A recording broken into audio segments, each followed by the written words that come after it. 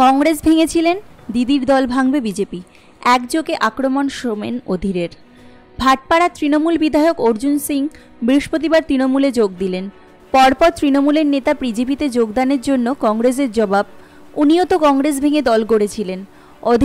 অধীর চৌধুরীর মন্তব্য যে রাজনীতির জন্য দিদি কংগ্রেস ভেঙেছিলেন, সেই রাজনীতির জন্যই বিজেপি তার দল ভাঙছে।